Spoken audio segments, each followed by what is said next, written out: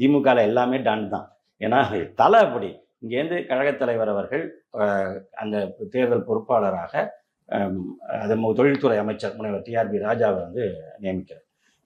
அவரு அங்கே போறார். இத்தனைக்கும் நீங்க நல்லா பாருங்க.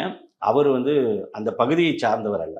அங்கே உள்ள சமுதாயங்களோ, அது போன்ற வாக்கு அரசியலுக்குள்ள விஷயங்களோ அவருக்கு உள்ளது. அவர் வந்து டெல்டா மாவட்டத்தைச் சேர்ந்தவர்.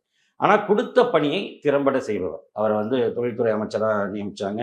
உலக முதலீட்டாளர் மாநாடு நடத்தும் பொழுது ஏறத்தாழ 8,00,000 கோடிக்கான முதலீட அவர் கொண்டு வந்து சேர்க்கிறாரு. அதன் பிறகு இன்னும் தொடர்ச்சியாக இந்த தேர்தல் முடிந்து வாக்கு எண்ணுறதுக்குள்ள இடையில 40 நாள் இருந்ததுல, இந்த நேரத்திலும் அ அடுத்த அந்த முதலீடுகளை ஈர்ப்பதற்கான பணிகளை அரசு சார்ந்த பணிகள அவரு தொடர்ந்து அதுல இயங்கிக்கிட்டு தான் இருந்தார். அந்த மாரி ஒரு பொறுப்பாக இருக்கக்கூடியவர். அவர்ட்ட குடுக்கலாம் அப்படின்னு ஒரு யங்ஸ்டர். அதனால குடுக்கலாம். ஒரு இளமை துடிப்போட செயல்படுவார். அங்க போயி அவர் என்ன பண்ணாருன்னா, எல்லாரையும் ஒருங்கிணைச்சார். அங்கே கோயம்புத்தூர்ல ஏற்கனவே திமுக உடைய மாவட்ட செயலாளர்கள் இருக்காங்க, கள வீரர்கள் இருக்காங்க. அதே மாரி அங்கே மாவட்ட அமைச்சராக பொறுப்புல இருந்தவர் முத்துசாமி அவர்கள். அவர் ஒரு சீனியர். ஆக எல்லாரையும் ஒருங்கிணைச்சு இவரு ஒரு இளைஞர். ஆக அந்த டீம் வந்து ஒரு நல்ல முறையில ஃபார்ம் பண்ணி, உண்மையான கள நிலவரம் என்ன?